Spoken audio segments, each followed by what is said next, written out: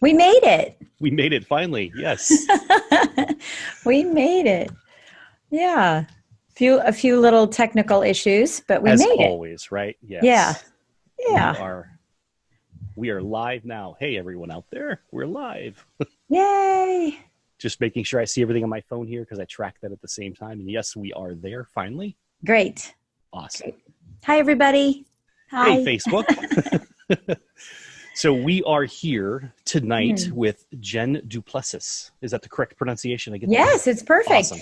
It looks Perfect. pretty easy, but I was a little worried, Yeah. Yeah. Thank those you. those French names. If I'm guessing I it's know. And French. well, technically, it's Duplessis. Duplessis. Okay. Well, mine is Yeah. misspelled French. It actually should be Bodeaux or something Oh, like yeah. that. Yeah. Bordeaux, like Bordeaux. Yeah. Yes, Bodeaux. Like you're saying. Badoo. Badoo. Yeah. Yeah.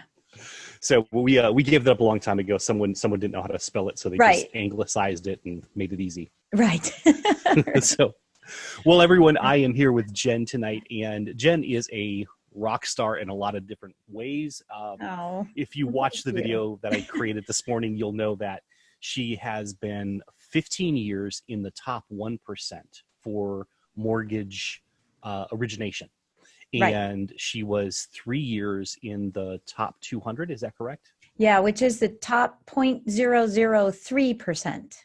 Oh, wow. Okay. Yeah. So the top of the top of the top. That's Yeah, awesome. yeah. That's Yeah, awesome. what a blessing. Yeah. Absolutely. Yeah. And she is an amazing author. She's a podcast host. She's actually done two different podcasts, and we'll talk a little bit Yep. about that tonight. Yep. And she's a speaker, worldwide speaker, as far as I could tell from everything I've researched on you. You've spoken to a lot of people, Yeah. um, and so it's just been interesting. I met Jen a few months ago, I guess it was. We were at CEO Space together, Yeah. and we just kind of hit it off. And we've had a couple conversations since tonight. And I said, you know what, I want to have you on my Facebook Live. And we don't even have a name for this yet, just because I started bringing my friends on that I thought were brilliant people, Right. and I wanted everyone else to meet them.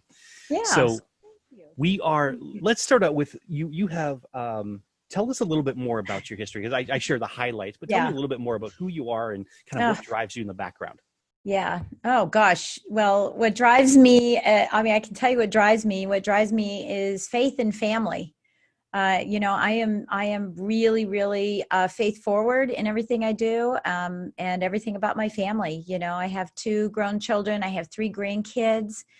I've been married to my high school sweetheart. It'll be 37 years a month from a couple Wow, days from now. Yeah, in July. that's awesome. Yeah, we'll be married 37 years, and we have our good days and bad days. That's what a marriage is about. But we just have a real strong family bond and faith bond, and I think that, I mean, that is like the whole core of me, and I have a really big heart, and I love giving, and I love helping people, and that's really the core of who I am. um let's see, from the I want to tell you something fun since we have some time, right? I want to tell you Absolutely. something fun. I am bipolar in my activities. How do you Okay, like gonna have to that? explain that. What does that mean? I'm going Bipolar. to explain it because I'm not bipolar. No, what you see is what you get all the time. But yeah, I am a competitive ballroom Latin and swing dancer over here, and over here I am a competitive markswoman. I am on a shooting team, and I am the rifle girl. Wow. And and I carry. So you don't ever want to mess with me. I have one sitting right here on my desk. I won't show it to anybody and make anybody upset. But no, I keep it here with me because I'm here on 21 acres all by myself a lot of time, a lot of the Hmm. day, and just need to be careful, Yeah. and part of that's bears as well. We have a lot of bears. So Yeah. yeah, but it's just kind of fun. And the reason why I like saying that is that I'm just kind of well rounded. It's how I wanted to be. As I was growing up as a little girl, I wanted to be well rounded. I used to play flute and piccolo. I'm very athletic. I was runner up Miss Colorado. I love music. And I love life. I just love everything. And so Hmm. that's why I say I'm bipolar in my activities, because you can't really peg me into anything specifically, because there's just always a different me here. Yeah, I love that. You know, It's some very different hobbies, but they also, it's interesting. I bet they impact the way you think about things too, because Oh, both yeah. of them are very much about precision and Yeah. timing. And, there's some, my daughters were competitive Irish step dancers from the Oh age of my gosh. 5 until I think they retired around 8th grade, Wow. So yeah, Yeah. it was a long time. And they were like, Dad, we're Yeah. done. Yeah. Well, it is, and as we talked, tonight, you'll hear, I talk and I do a lot of storytelling, and I talk in a Mhm. lot of analogies of things. And, I do use that because, like with shooting, it actually, I always tell everybody it's like my alcoholism, because when, if I've had a bad day, I just want to go out and shoot. I just want to breathe, Mhm. and shoot and just, kind of let it out. And it's not, listen, I'm not angry at anybody. I'm not going to be doing that, but it's just my way of calming my breathing down. I have to Yeah. consciously do it. And then when I dance, that's a different kind of, alcoholism release, because when I dance, I don't think about anything but dancing, Right.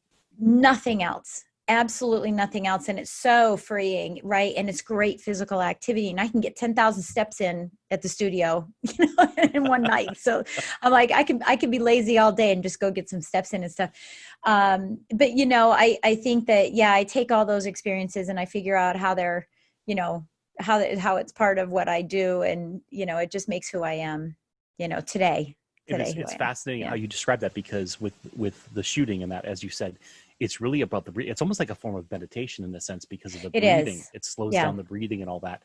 So I love that. And then of course, on the opposite end, you're burning a ton of energy when you do the dancing. So Yes, but my head's clear. And that's what yeah, I like about it. It's not that's why I don't like golfing. I mean, that's just too, I mean, I would just want to hit it, kick it, move it as fast as I could down, yeah, down the path, right?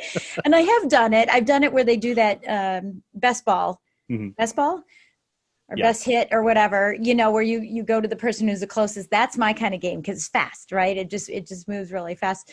But it's just too much angling and and it's funny because my degree's in architecture, for God's sakes, but it's just like too much angling and too much like cerebral stuff, and I can't enjoy that. yeah. I want to do something that I can absolutely enjoy, because I'm all about fulfillment of life, you Yeah. know.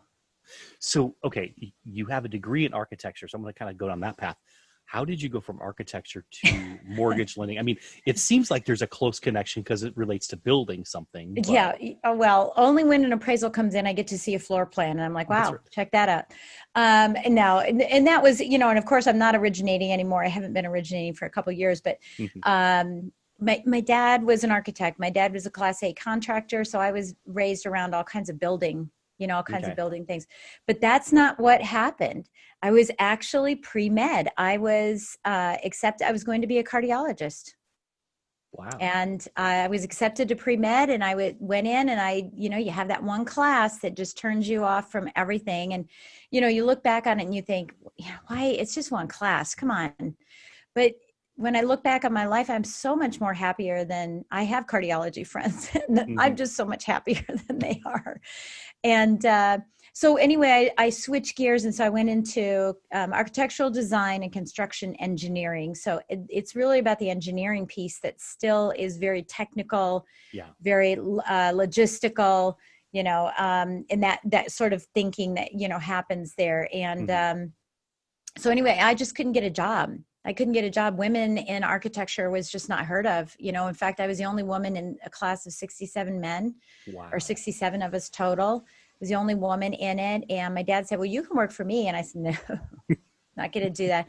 So I went on a couple of job interviews to a mortgage. One was to a mortgage company. It was my first interview. And then I was supposed to go to a bank and never made it there. I went to a mortgage company. Rates were 18.5%. And I said, well, what's percent? I don't even know what a mortgage is. And then the rest is history. The rest is history. I've, been, it Wow. actually in September, it will be 40 years. Wow. Yeah. So if you step in not even knowing what a mortgage is, what was it like? Was it a couple of years for you to get your feet under you, or did it happen relatively quickly? I mean, I'm just guessing here that you were pretty diligent in studying whatever you put Yeah. your mind to. So, Oh yeah, pretty much everything. I'm not a know-it-all, but I like to know as much as I can, yeah, right, about a lot of things. I'm an avid reader. I'm a speed reader because I was going to be a cardiologist. I thought I better learn speed reading because I'm going to have yeah. to read a lot of books. So I still speed read. Um, I don't know. I've never really been asked that question. I can just tell you that I was a receptionist slash processor, and within a year and a half, I was processing and underwriting. And I Mm. underwrote for many years. In fact, I was one of the first delegated underwriters that FHA had Oh, wow. back then. And Freddie Mac had just gone to the point where mortgage companies could underwrite their loans, and I was one of them as well. So, but I mean, I just went up the path and was a sales manager, top producer. I really try to excel in everything I do. It's just there's another story behind that, and you can ask me. But I do try to excel in everything I do. I try to be as the best I can be. But I compete against me yesterday, Yeah, yeah. not other And people. that's Yeah. what's interesting to me is just kind of reading a little bit about, what you've done, where you've come from, and that, and understanding that. One of the things that got me curious is as you're progressing through this. I mean, now you look back and I think, did we freeze up? There we are. Okay. Sorry, but I just had a complete internet freeze for a second there, guys. Sorry Oh, about wow. that. I heard Yeah. you completely. It's all good. Okay, we're good. Good. Yeah. Yeah. So you're originating these loans. You're moving down that path, and looking back at it now, I think over $1 billion in. Is that correct? Did I get the number right? Yeah. Yeah. Okay, Actually, that's a huge the number. last loan I did was a little over 500, and it took me over $1 billion. And that's when I said, I'm out. Done. So looking back at that, I mean, that's to think about that. That's like how many homes, how many families did you get into homes in that time frame? I mean, that's massive. Yeah, I know it is. It really is. I mean, there were some years that I didn't do as much volume. And then, years at the latter years, I was doing a lot of volume. And, it's 200 to 250. I don't know, anywhere between 100 to 250 families a year, depending on the loan size and the Mm-hmm. year it was, so thousands, Wow. right? Yeah. That's Thousands of people that I've helped. And some of them are repeat, we do a lot. And my husband's still in the business. I left I was the lead for the team and, the talking right. head. And he now, took it over and stuff like that. It's not the same team. It's kind of changed. But it was a lot of years of trial and error and trying to get things right, working my fingers to the bone. It was, it's a male dominated industry in the early years. Now it's not like that anymore. And I feel like I'm one of the, probably 5 women who forged that way for other women in the industry. And so talk about that a little bit. What was it like to move through the industry? I mean, architecture, cardiology, male dominated, architecture, male dominated, engineering, male dominated, so how did you navigate? I like men. What can I say? Apparently so. I do. I'm kind of a no nonsense person. So I have a very, just a very, very few close women friends. I'm just no nonsense. I just don't have a lot of time for cattiness and stuff like that. I've just because, I was raised in a business world. I think that's why that happened. But, there were challenges. There were times where I was the token woman. There were comments made.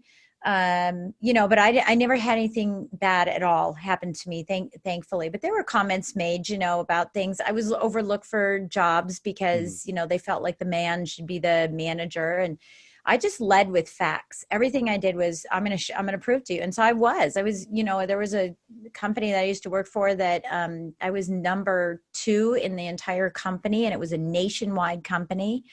And the guy ahead of me was way far ahead of me, but I was number 2, and I just said, look, this is what I do. I just know that I can do this. And I'm great at connecting with people and great at relationships. And that's what it's all about. It's not the selling part. But the funniest story I have about this is that there was a group of guys that used to walk around, and there's a group of us girls now, and we call ourselves the Mortgage Angels because there's 3 of us, right? And, nice. Yeah. Yeah. And so we've had a picture taken, with us in the position and all that stuff. Mm-hmm. But, and my husband's the one who named us that. But these guys used to kind of go around, and of course, we didn't have computers. I mean, we didn't have fax machines. I remember the day fax machine came in the office, and we thought, oh my gosh, what is this thing? But they would go around and do seminars and things, and these one-day seminars. And truly, I was the only woman in the room. And these are the days when men wore three-piece suits with the suspenders, and all that stuff. And so anyway, I went to a couple of these, and these guys would get up with pagers. They had pagers, right? They would give up their pagers, and they'd look real important and leave the room. They were always busy. And so when they came around again, I said to my husband, I go, you have to page me like 5 times so that I look important. So he would page me, and I'd get up and go, oh, look at me. Look at me. I'm walking. I look like I'm really making it. And then we would get in line during a break at the hotel with our coins, right? Either 10 or 15 or 25 cents, because, we didn't have phones. And we'd stand in line with those cockamamie phones. And I'd be on the phone going, oh, yeah, I can help you with your mortgage. And I go, get milk. Yes. So you're looking to buy a home. That's wonderful. Get diapers too. Right. Trying to look like I was making it, right? Fake it till you make it. And what's great about it is that years later, I was managing some of the men that were in this room, right? And what I found out is they didn't have control of their business had control of them. And that's why they had all the phone calls. And that wasn't going to be me. That wasn't going to be me. I was going to have my life first. And of course, that didn't happen. I sabotaged my life too. But that's when I finally learned how not to sabotage. And now why I focus on lifestyle business mastery, is making sure that you not only have a fantastic lifestyle, not so much, jet setting. I'm talking about what fulfills you, but you also have a killer business, but we do it in a shorter period of time because we're more focused and intentional about what we're doing. So that leads perfectly into, I think, where we wanted to talk for a while tonight is Success to Significance. Your new podcast just launched. Yeah. I got to tell you folks, if you're watching this, check out her podcast. She has got some amazing guests in there. I've listened to the first several episodes now, and I love it. You have this way of getting them to tell stories and bring things out, talk about when they were young, what influenced them, all of that. So when was that shift for you? Was it in the midst of all of this kind of losing control of things a bit and it controlling you that you decided maybe it's more about significance than success? Or well, actually, it happened several years ago, maybe 15 years ago. It was, for years and years, I was doing a certain amount of volume and, working my fingers to the bone, stressed out, chaos. Gosh, my husband's had 3 heart attacks. 6 years ago, he had 3 heart attacks within a 2-month period because he hadn't figured it out yet. I had already figured it out. But truly, for me, it was that we were at dinner one night, supposedly, and a client called, right?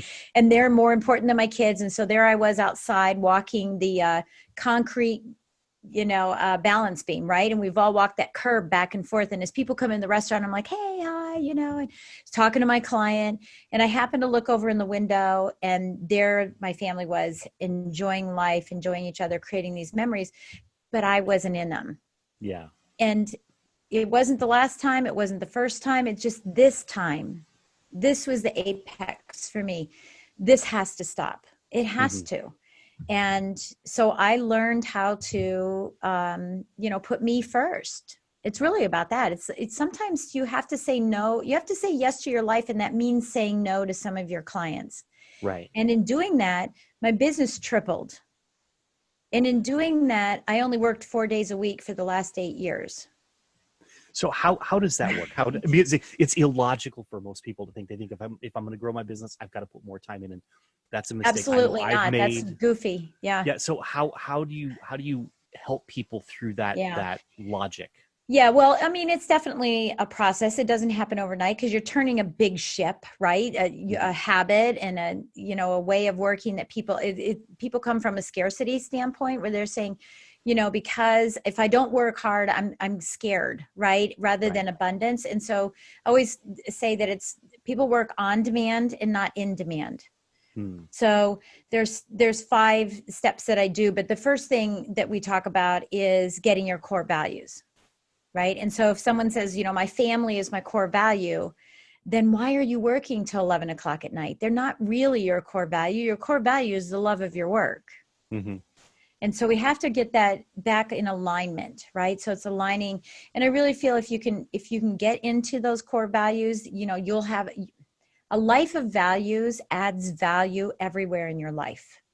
And if you can make all of your decisions based on those core values, that instead of saying yes to the client, say yes to your family.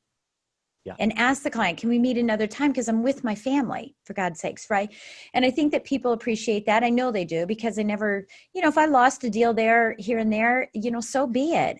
They weren't my client. My client's going to respect my wishes, right? What I'm trying to do. And I serve them very well. And all of my business was referrals. So it wasn't that meant that clients went away. They didn't. They actually came in droves because of it. And so that's the first thing we do, is really get those core values in place. And then we talk about what fulfills you. What makes you happy? If dancing makes you happy every night, like it does me, then we're going to work our business around my ability to go be fulfilled every night. Mm-hmm. Because people tend to, work all day long in all these activities, and it's like eating soup with a fork. And we're tired and we're exhausted and we're just going crazy and there's no purpose and we're not fulfilled. So I want to eat soup with a spoon, right? And so we just kind of slow that down so that we can assess it. And then we go into anything and everything, clarity of message, loving on your community, right? Setting up systems, enhancing your credibility so that you're seen as someone that people want to go to. And then making sure it's just consistent, right? Mm-hmm. Always consistent. With all of that, every ounce of that, focusing on how do we attract clients instead of chase them, because chasing them takes too much time. Attracting gives me time back so I can work less hours and accomplish 3-4 times more. Well, and I think a part of that attracting piece also comes down to, if they're coming after you, they've already probably made the decision that they want to work with you, or they're at least more convinced. Oh yeah, the conversion's higher. Exactly, because they've already done their back end work and said, okay, who do I want to work with? Or they've heard a referral and that. So it just makes the whole process faster and easier. Oh yeah. Yeah. And people, are like, I need more leads. Yeah, you probably do. But what about the ones you already have? Are you really digging in deep enough with them? And, are you able to convert them? And part of the conversion is having unbelievably happy clients that have this wonderful experience with you because you have a system in place. Mm-hmm. You have this beautiful experience with you that they're compelled to tell their friends about you, and you can just literally sit back and let it come on in. And that's the beauty of it. It's all of these pieces that I work on with everybody are all tied together. And and I own 4 businesses. It's not that I don't own anything. I mean, I'm just a speaker coach, podcaster. I own other businesses as well. And I look back on it and think, how did I have 5 when I was lending? And now I have 4, and time oozed into it, right? And so therein lies the issue. It's Parkinson's law. If you have all the time in the world to get something done, you'll take all the time in the world. When you go in and say, you know what? Every day I'm going on vacation. I'm going to go in, I'm going to work really hard because I'm going on vacation. And that vacation is making you happy every single day. So, that's what happens when we go on vacation, right? We all just really get intense and we get a lot done. Mm-hmm. So what if you just did that every day? It would be too much work to do that every day, though. No, because it's intentional. I know. And people are coming to you, so you don't need to go to them, right? Exactly. If you play it right. And again, it's the clarity of the message. We all walk. I don't say we. I mean, everybody who's listening and watching. Mm-hmm. Obviously, there's people that have this down too. But so many of our businesses are commodities. If you're an IT guy, right? It's like I do IT, and people are like, oh, more IT. I'm a Mary Kay consultant. Oh my gosh. I'm a podcaster. Oh, all of us are this commodity, and we're all just basically walking around with these paper bags on our head, and there's nothing that differentiates us. Mm-hmm. So what if we could change the way that people perceive us and see us, so that we're walking around and we, instead of having a paper bag on, we have a Tiffany's box on our head. because now people know what to expect, and they'll pay more because they want that experience, and we have to deliver that. But we're so worried about the next deal. It's like cats on a marble floor in oil. Right? Yeah. So, okay. So we've got the success you've gone through. Yeah. Now you're helping people really understand how to have that lifestyle of fulfillment. And so when I typically think of significance, I think of it from the perspective of like doing something meaningful in the world. And yeah, it seems like there's that part of it for you, but there's also the part of meaningful to self. And I think that's a little bit of a different twist, which I like that. So let's talk a little bit more about what you mean by significance and how that plays in. So when I retired from lending, traditional lending, I'm still kind of dabbling in it. I'm not licensed, just I do some other stuff, but I was out networking. And so I just kept networking because it's what I do. Right. So I was out networking and someone said, "What do you do?" And I was like, "Oh, I don't know," because I had this identity right for so many years, and it was surrounded by all the success I had, right? And I wasn't walking around going, "Look at me." I'm just saying it was all part of that success, the climbing the corporate ladder, all of those things that you're trying to do, reach all these dreams that you have for yourself. And I thought, well, really my transition right now is moving from success for me into being significant, leaving an impact on other people, helping others come, lift them up as I'm, where I went, and give them the tools and the secrets and the ideas on how they could do it as well. And then I started going, well, now what? Right. And I had a plan. I mean, I did have a plan, but this was all kind of stewing, and starting to boil for many years, because I knew that I wasn't going to be in lending more than 40 years. I knew that I wasn't going to be, there was a certain age. I'll be 60 in a couple years, and I didn't want to be 60. Right. And I knew I wanted to hit $1 billion. And so whatever came first, that was my out. So I'd already planned for that. So I started talking to some of my girlfriends, and I said, what are you guys going to do? Because my age group, my mom stayed home.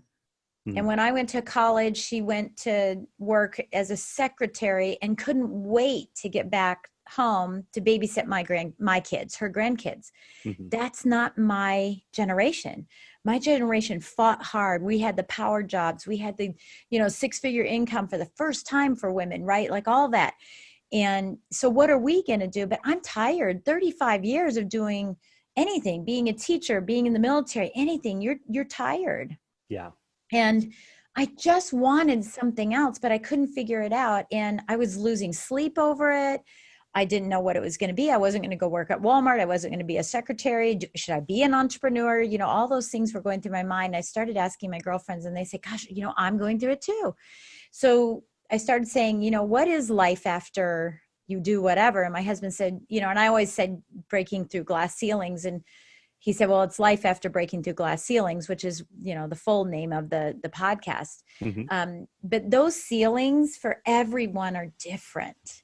Yeah. Sometimes it's a ceiling of weight loss. Sometimes it's a ceiling of, adversity, whatever it is. Look at Alec, when he was 5 years old, he didn't have, he couldn't walk, right? Right. So it's what ceilings are we breaking through? It's not just financial ceilings, and it's not just success to significance, right?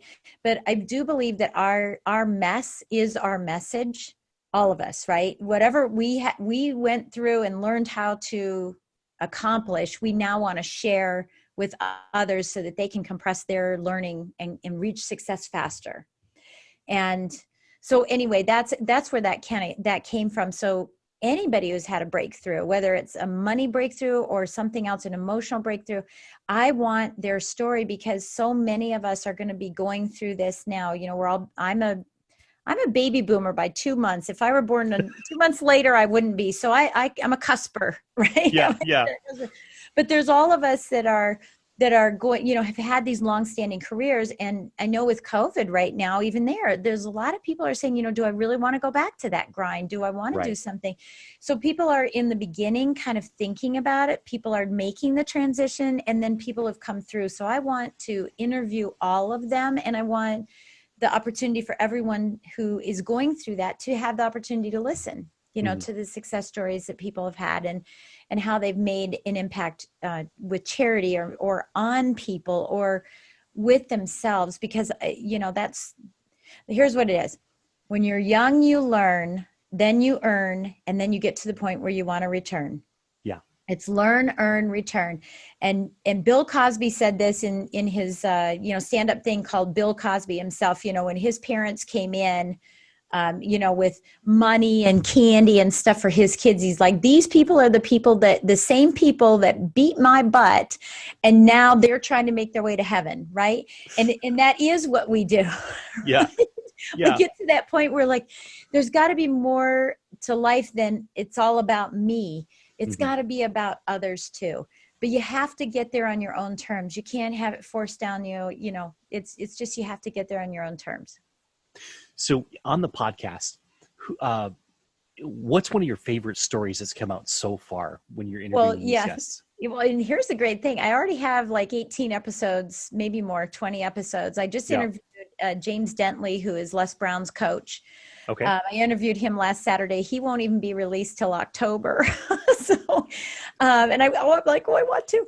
But so far, I love Frank Shankwitz. I just love that man's heart. He just oozes in love. And for those of you that don't know, he was the founder of Make-A-Wish Foundation. But, he's just the humblest man. And I actually got a story out from him that he's never told. And really? So that was kind of cool. Yeah, in the interviews, that was kind of cool. Okay, so I haven't listened to that one yet. So do you want to share a little tidbit in the story there, or you want to just let people go to the podcast? Yeah, no, just go there and yeah, because it's just a really cool story. And I was like, I never knew that. And he goes, well, no, you wouldn't, would you? And I was like, okay, yeah. But he reminds me of my dad. I think that's part of it. My dad's a kind of a cowboy, and he reminds me of my father, a little bit. Jeff Hoffman. That man is incredible. He's the co-founder of Priceline. He invented kiosks that we use at the airport. And that was because he saw a problem and said, we're going to fix it. Mm-hmm. And, he's wealthy, but you would never know it. When you meet him in person, he's like that. I've known him for a couple of years now. We've spoken on stages together. And such a giver. And right now his project is working with is it Pitbull? Yeah, Pitbull. The singer Pitbull. I don't know. Okay, yeah. Yeah, it was with Pitbull, down in Miami, they were doing like a big charity event on top of a building and everything. And that's his project. That's who he's working with. So I was like, hey, Jeff, do you think I could get Pitbull on my show? So we're working on that. And I'm hoping to get Jack Canfield here shortly. I'm kind of working with, kind of going back and forth with him. And, but it's not just the celebrities. It's normal, everyday people too. Everybody has breakthroughs, and I want to share all of them. That's awesome. Okay. So we've got a question that came in through Facebook. Sure. Chris asks, what advice would you give someone, who wants to begin a podcast? Maybe your top 3 ideas for a successful podcast, because you've done 2 already, and you obviously have something going right. So, yeah, and I don't know how. I have to tell you, Chris, when I started my podcast, it was the reason I started it is because I had gotten in the top 200. And because and I wasn't the only woman, but I got in the top 200, and all of a sudden everybody was, wanting to pick my brain. And I just ran out of time. And I thought, how am I going to do this? So my son, we had started a podcast for his business. He has a company called Option Alpha, and he coaches people on how to trade options. And, so I was just sort of living vicariously through him, and he was making mistakes, but he's young. He can handle it, right? Right. And so I thought, well, I know what I'm going to do. Since he started a podcast, I'll start one too. And I'll just answer questions. That's what I'll do. I'll just answer all these questions that are coming in. And then I realized that I have, I'm kind of a yin and yanger, that in demand, on demand. Are you bitter about what's going on in the world? Or are you getting better while this is happening, right? And I've got over 150 of these yin yangies that I talk about. And I thought, I'll start doing those. And then, so I've got some monologue and I have some interviews. So the first thing I would say is do both. I think that people, they want to hear who you are and your thoughts. When you're interviewing someone, just like Tony's doing here, as you're interviewing, I'm doing most of the talking because I'm the guest. And he's thinking, oh, I want to say that. And I want to say that because I've been there. Right. And I'm there every week. I want to say this and I want to say that. And so the biggest thing is, get your voice out too. And so kind of mix it up and do some monologues as much as you're doing interviews. I think that's one thing. The other thing is be real. I'm going to be honest with you guys. This is what happened. I don't know. You have to go to Mortgage Lending Mastery, which is my other podcast. It's in the top 1%. Surprise, surprise, right? Top 1% in Apple, Apple podcast. I just got ranked 234, 243 in business management. I didn't do anything to do that. I just talk. That's it. And I give, and I'm trying to find all kinds of people to help everybody's business move forward. But it's funny because I think it's like the third or fourth, maybe fifth podcast I ever did.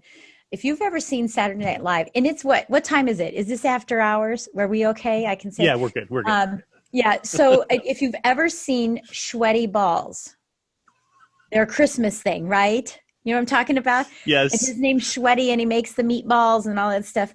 Well, that podcast, when I used to listen back and then go back in and record. Mm-hmm. I don't ever do that again. And by the way, there is hardly any editing on my podcast because if I say something wrong, I have a Freudian slip and I say something backwards or I can't think of a word, I just let it be natural. And I think that's really what's been great. But this podcast, I literally was going, hi, I'm Jen. That sounds like a good idea. And I was like, oh my gosh. I said, honey, I sound like sweaty balls. He said, do not re-record it. Don't re-record it. I said, okay, I won't.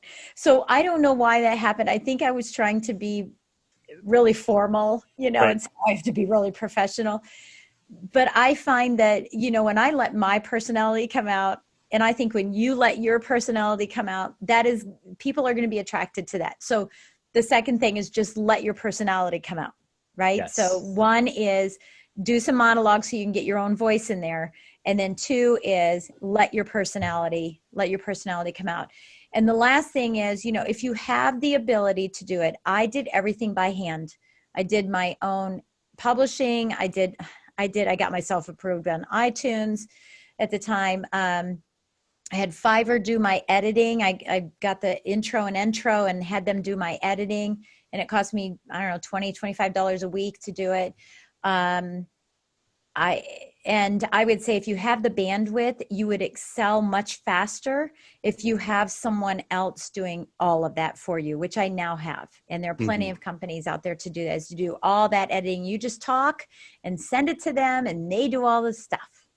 And it's much, much better now, to do that. But depending on what business you're in, Chris, it elevates you as an influencer, as a market influencer, generally as an influencer, and be prepared for the opportunities that will come your way that you had no idea. I mean, when I put that podcast together, it was just, how do I save myself time? Mm-hmm. And now here I am interviewing Frank Shankwitz and Alex Stern and actors, and hopefully Selma Hayek will be on shortly. And nice. I just never ever thought that would happen. And it grew my speaking business, and it allowed me to leave lending on my terms, not on the terms that would be, I hate it. I don't make money anymore. I'm too old, but I could leave on my terms. It gave me the platform to be able to do that.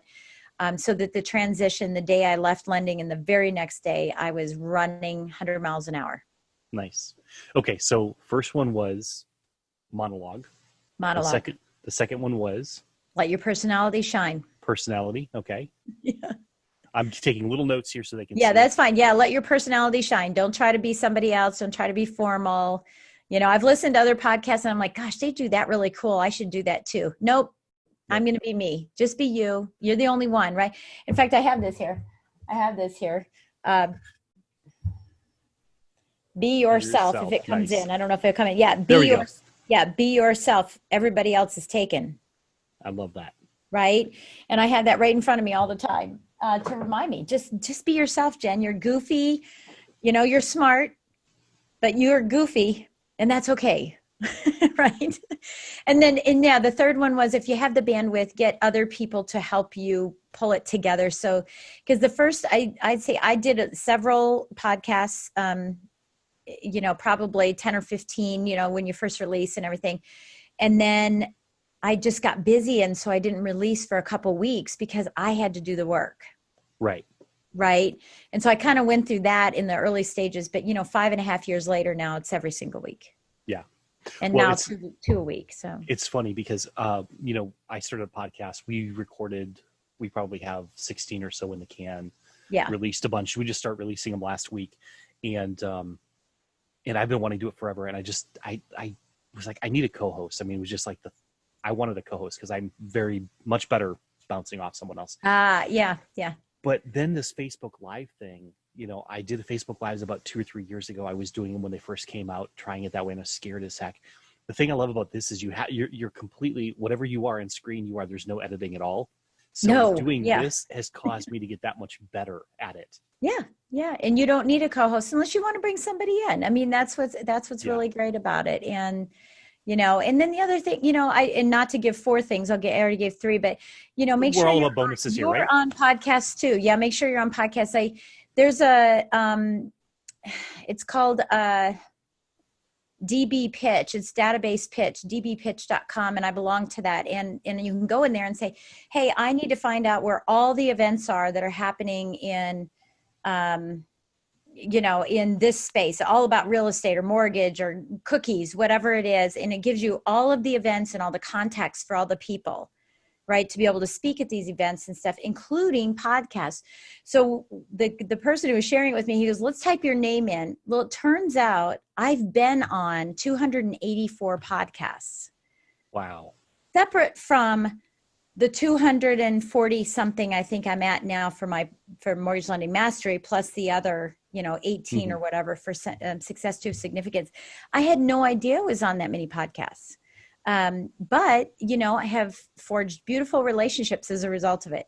Absolutely beautiful relationships. That's very cool. That is very cool. Okay. So Chris says, thank you. He really appreciated that. You're welcome. So let's go a little bit deeper into the significance side of it. Like where, after someone breaks through that glass ceiling and after they start down that path and they realize, okay, it's time for me to really get into the significance of life. What would you recommend for them? What would you recommend to someone who's at that point, like they're ready to go there? And there's a follow-up question I want to come back with. I want to come back around. So I'm going to ask you now so we remember to get it, because I know someone's listening and want to get this one. So this follow-up question we'll get to is, you talked earlier about people reevaluating what they've been doing because we're going through COVID-19 and all this everything else that's going on. So I want to come back to that and come up with a couple ideas that you might have that would help them move forward with that objective. Okay. I just don't want to lose that one because I thought that was just such an important point you brought up earlier. I want to make sure we get back to that.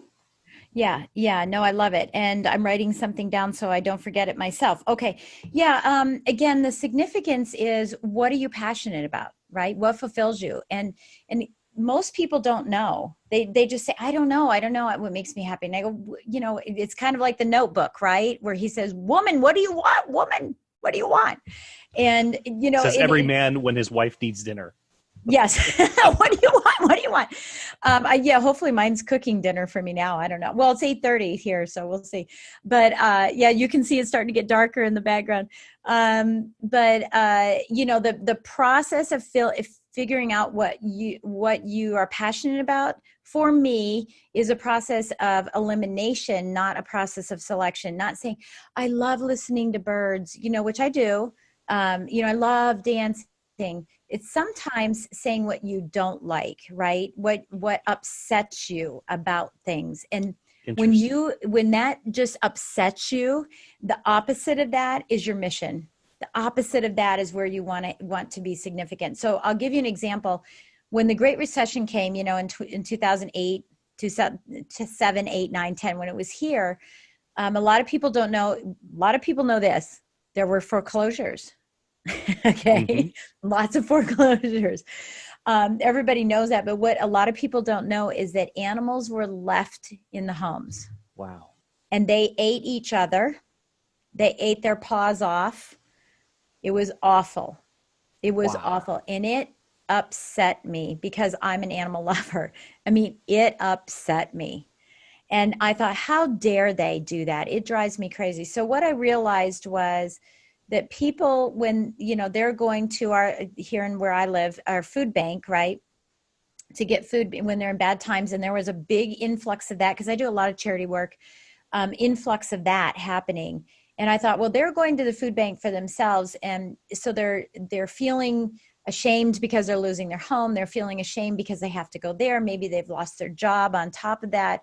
And now they have to tell the kids that they're going to move. And now the kids aren't going to have their friends, everybody that they know. And to make it even worse, it's like stacking, right?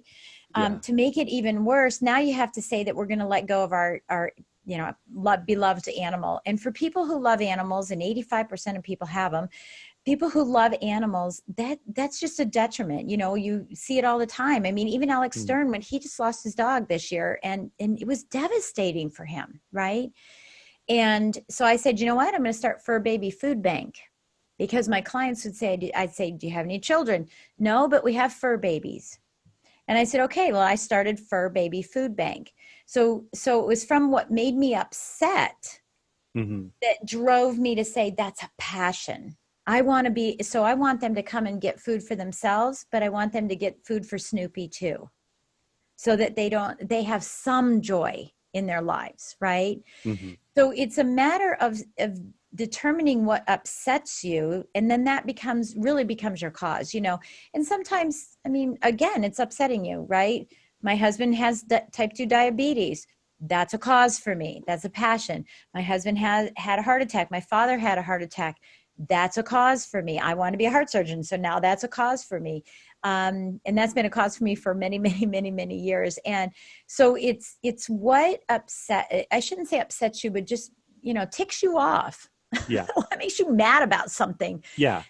And it's usually that becomes that passion that says, this is the direction I should go in for significance. Is it starving artists? Is it musicians? Is it children or the elderly? I mean, right now, if you're upset about what's happening with COVID, in the nursing homes and stuff, then this could be your mission. This could be the thing that you say, doggone it, I'm making a change. Yeah. I'm going to help people. So whatever's resonating with you, that's where you start going into the significance. That underlying charitable piece has always been with me, but maybe it's new for some people in COVID. Maybe now is the time to take that type of action. But significance is also making an impact on people's businesses. It's not just all these causes. It's making an impact on people's businesses and their lives. And for me, if I can help someone multiply their results in record time, because I know the path, I have the roadmap, I have it. I can help you do it, right? If I can help them do that in record time, and it simultaneously give them back their lives, that's when I'm making a significance for people. Yeah. That's amazing. I love that idea of taking what upsets you or ticks you off, because I don't think I've ever heard anyone say it like that before. They typically go after what do you love in that. And a lot of people, that's hard. It's hard because a lot of people have never allowed themselves, they don't feel worthy. But everyone gets mad about something. They get ticked off about something. So I love that. That's just a cool little twist.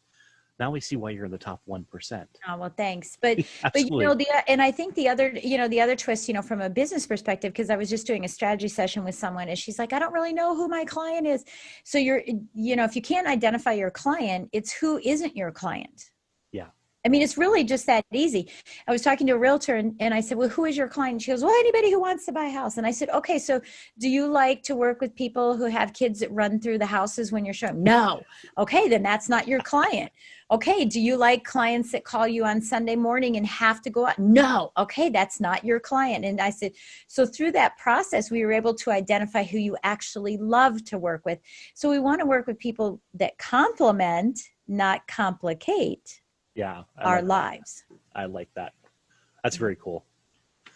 Okay, so let's turn back to the COVID question. So if someone's sitting out there right now watching this and saying, I just don't want to go back, even when they open up, I know companies. I've talked to a lot of CEOs and managers and that, and they're saying we have employees who, frankly, they're getting paid better to not come back to work right now. I know. So there's that part of it, and a lot of the managers are saying, is it opportunity for us to start, letting some of them go and bringing in new help and all that. But there's people that they're not wanting to go back because they don't want to go back to that grind. Yeah. They want something different, something better. So what would you tell them? What advice would you give them? Yeah. Well, again, it's find your passion, right? To see what you're passionate about and what you're skilled at, right?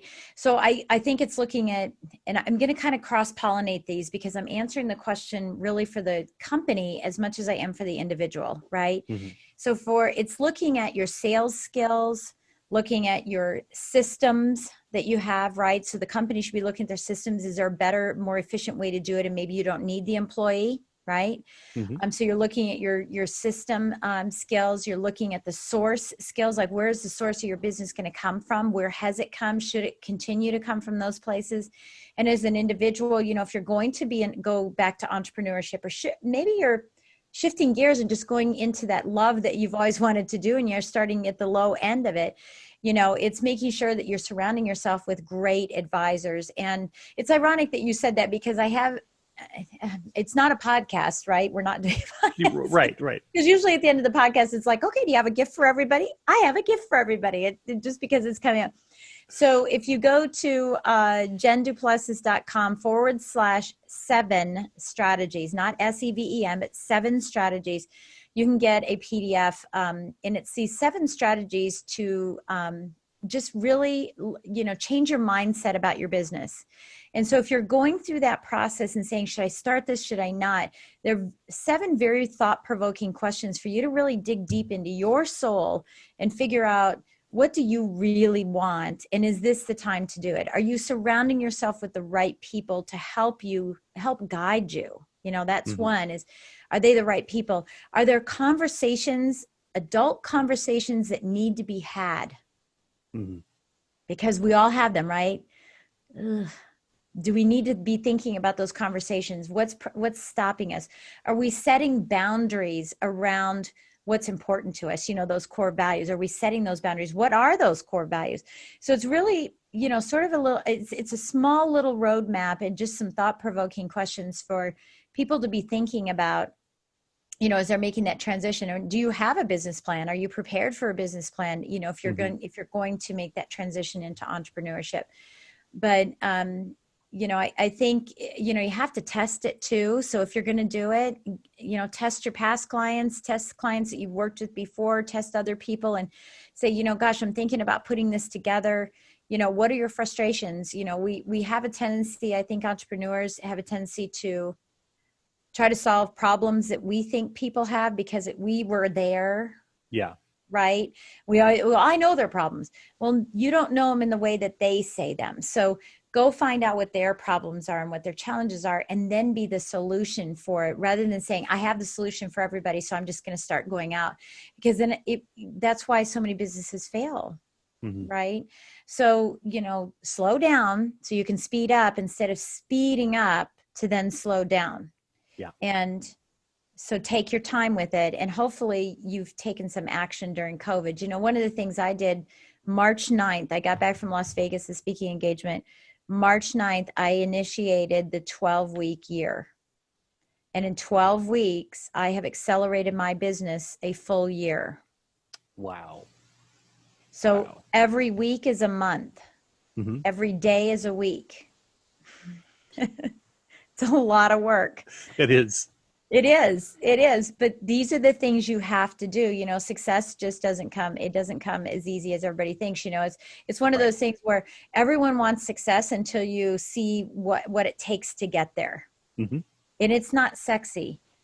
The result is, but everything that goes on in a daily, in your daily routine, it's not sexy. It's mundane. It's a lot of things. It's a lot of things, but, so I would say if someone's thinking about that now, go grab that, just get that going through some starting, mm-hmm. Just some thought process, to really hone in and see if this is really what you should be doing. Surround yourself with great people. Yeah. Okay. So we talked about your podcast. I know you have a book. Do you want to talk just briefly about your book real quickly, or do you want to? Sure. We covered a lot of ground, so I'm good with where you want to go. I know. Yeah. Well, sure. No, I'm happy to talk about it. So I'm going to share with you. I wanted to call it "Shut Up and Go Do It." I'm sick of listening to you, right? No, I really did. And it really started from, I was in BNI, and every time that I was, having a one-to-one with someone, I found I was coaching them, and they are just, coming up with all these excuses. And we ended up saying, stop talking, take action, and get results. Mm-hmm. But the reason that a lot of people don't take the action is because they don't know how. So many people say, this is what you should do. And we know we have to make calls, and we know we have to maybe do cold calling if that's what you have to do. And we know we have to go networking, and we know we have to do all these things. It's the how that is the thing that is preventing everybody from making those steps, from taking those steps. And so I thought, well, I'm going to write a how-to book in business. So anyway, it's called Launch. So I'll show it here. It's called Launch. Do I still look? I don't know. I'm getting older. It's all shadow. It's just the shadows. Yeah. It was just 3 years ago, for God's sakes. But anyway, it's called Launch: How to Take Your Business to New Heights. And it's broken out and by the way, Launch is an acronym. I don't have it in the book on purpose because I use it when I'm speaking. Nice. But it's broken out in 3 categories, and that's, you're a finder, you're a minder, or you're a grinder. And when you're an entrepreneur, you're all of them. And therein lies the chaos of this hat, that hat, this hat. It's just this constant thing that's going on. It's so stressful. And so I help say, okay, these are finder activities, and here's when you do them, and here's how to, and here are the minder activities. And when you get a little bigger, you can pass some of these things off. But no chapter is longer than 2.5 pages. Wow. You don't have to read it from beginning to end. You can just open it up and look at a chapter called Eeny, Meeny, Miny, Go, and say, what's that all about? And I'll just explain how to do something. And then at the end, I give you actionable items. Okay, so now you've learned this, go do it. Here's what I want you to do. So it's not audio. Everybody's going to ask if it's audio. And I did that on purpose. My next book, which is Success to Significance: Life After Breaking Through Glass Ceilings, it will be audio. Mm-hmm. This is not, and it's on purpose. So if you get it, and by the way, I think it's available in soft, what do they got? Softback, whatever. Yeah, paperback. Paperback. Thank you. Yeah. But this is hardback. I wanted it to be this way. You can take the cover off. I wanted it to be not a Bible. That's terrible. I want it to be, your workbook of secret success. Your workbook of secrets. I'm trying to think of and this is what I do on my podcast. It's okay. When you're northeast, west, south, your compass, yes. Right. Well, I want it to be that. And really, to the extent, it was funny when we put the book together, I said, well, can we put fake paper clips and fake dog ears? And can I actually go in and write, this part's cool, watch that?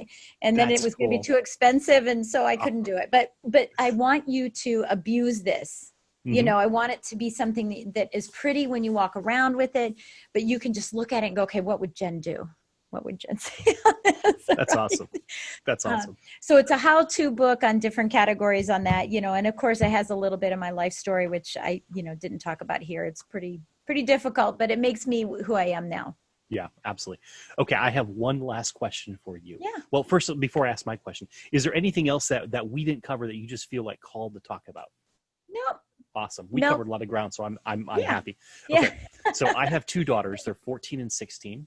And what would you suggest, either for me as their father or for them, so that they can lead that life of significance earlier than most of us have done? Oh my gosh. Okay. So I have 3 things I want to say about that. Okay. So first of all, get them the book, The Automatic Millionaire for Women. It's Automatic Millionaire, is the book. Okay. But there's a version that came out later that says it's called Smart Women Finish First. I would get them to understand how to save money now, how to manage their money now. Because I'm in the financial sector, I have a depth of knowledge about mortgage-backed securities, about stocks and bonds. I understand how everything works. Most women don't. So number one, get them that book. Yes. Number two, get yourself this book. And it's called Get Out of My Life. But first, will you take me and Cheryl to the mall? It is a great book for parents. I love the title. I love the title. I do too. And it's a great book for parents for both girls and boys. So there's a section for guys and how, because girls will fight you. Like, why do I have to take out that? You didn't ask them, right? And then they'll go and do it. Mm-hmm. Guys will be, like, did you take out? Yeah, I'll get in a minute. And then they don't do it. Right. So it's really cool to kind of see, but you need that book. Awesome. I will get that book. Yeah. Yeah. Early on in our kids, my son is a multi-millionaire. He's selling his business. I mean, he's in the Inc. 500 at the age of 32. Wow. That's awesome. He's incredible. My daughter is unbelievably successful in a very similar business to mine, private mortgage insurance, for lending. So if you don't put down 20%, she does private mm-hmm. mortgage insurance, and she is just ultimately very successful. And it's because, yes, they had a privileged life, but we always led with faith and family, and we're a team, right? And we always use the word accountability. And even today, I'll get a text to my daughter going, accountability, ... And I know that means someone is not doing what they said they would do. And so we're all about accountability. And I think that lends itself to the work ethic that we put forth with them. These kids were doing charity events when they were young. They were doing charity events with me. It was a means for me to be able to promote and have a platform to stand on. Mm-hmm. And then I just happen to be a lender. Right. And people these days are very attracted to the amount of community involvement that you have. So it's helping them understand that there are less privileged people out there, that there are people that need your time, like elderly. I love the elderly because I'm a Eucharistic minister. Okay. I'm Catholic. Yeah. And I deliver communion to the elderly, on weekends when we're not in COVID. And I love their stories. I mean, I'm a storyteller, and I love stories. And, that will make their lives richer just by giving time to people, giving time to, I have another friend, she owns Smashing Walnuts. It's a charity for children with brain cancer. And her daughter had asked her before she passed away, what size is my tumor? And she said, it's the size of a walnut. So she wanted to go buy walnuts at the grocery store, which was fine. But the next thing you know, she's hearing this horrible noise, and she goes in the kitchen, and Gabby is there hammering with a pot the walnuts, and she's smashing them because she wants to smash her cancer. And I'm getting goosebumps as I'm telling this because she wants to smash her cancer. So I did an event called Dancing with the CEOs, and we brought in all the CEOs, and we raised money for Smashing Walnuts, and my kids were there because they need to see what I'm doing. So walk the walk and let them walk it with you. Yeah, I have to say, my younger daughter, Hannah, she's 14.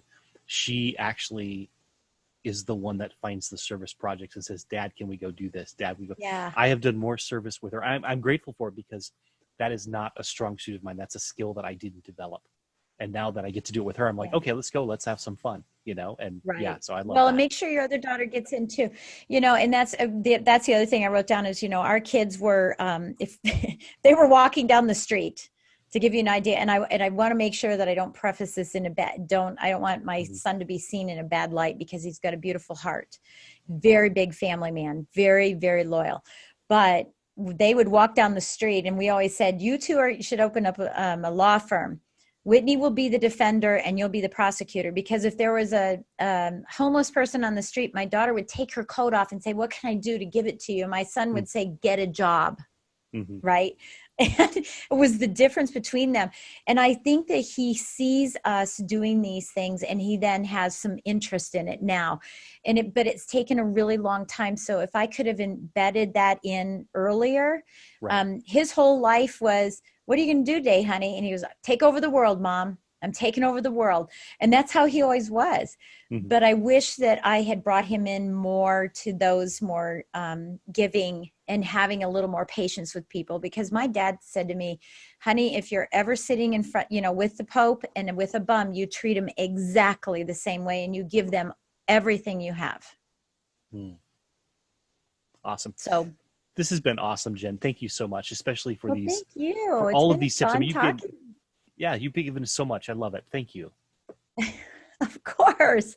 No, it's fun. And I'm just so proud of you, getting your podcast off, because when we met, it was sort of in the works and everything. Yep. And, it is tough to, that day it goes out and you don't know when it's going to be because you're waiting for, Apple Podcasts to approve you. And, right. So you're just like waiting. And, so congratulations on what you're doing. And obviously with Pinstripe, it's absolutely a great place for entrepreneurs to go. And I'm just so honored to be part of that, and just can't wait to see where it goes. Thank you so much. Yeah, it's been awesome. So, okay, folks, launch the book and I'll get everything out there. I'll actually come back and post it in the comments, and the podcast, Success to Significance podcast. And then don't forget to go to Jen's website, jenduplessis.com /7 strategies. And you can get her 7 strategies to really help you think through what it is you want to do next. Yeah. Awesome. Thank you so much, Jen. It's been great to have you here. Thank you for everyone who watched tonight. If you're watching the replay, go ahead and put a comment in there and let us know that you were able to see this as well. And with that, I will see everyone next time.